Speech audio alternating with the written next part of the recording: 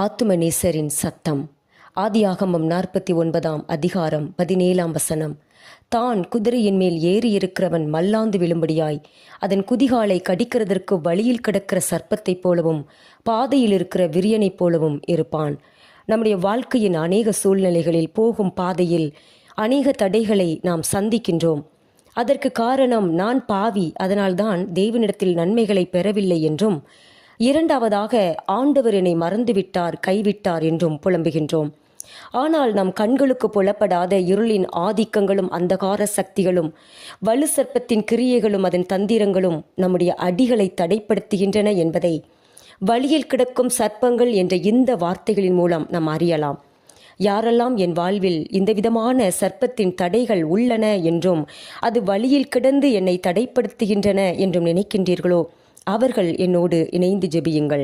அன்பின் ஆண்டவரே, உம்மை துதிக்கிறோம். எங்களுடைய வாழ்க்கையில் முன்னேறி செல்லக்கூடாதபடிக்கு காணப்படுகிற வழியில் கிடக்கிற எல்லா சர்ப்பத்தின் கிரியைகளும் நஸ்ரேனாகிய இயேசு கிறிஸ்துவின் வல்லமை உள்ள வார்த்தையினாலும் நாமத்தினாலும் அவருடைய இரத்தத்தினாலும் ஆவியின் வல்லமையினாலும் நிர்மூலமாக்கப்படும்படிக்கும் பரலோக அக்னி இறங்கி அவைகளை சுட்டரிக்கும்படிக்கும் இயேசு கிறிஸ்துவின் நாமத்தில் ஜெபிக்கிறோம் நல்ல பிதாவே.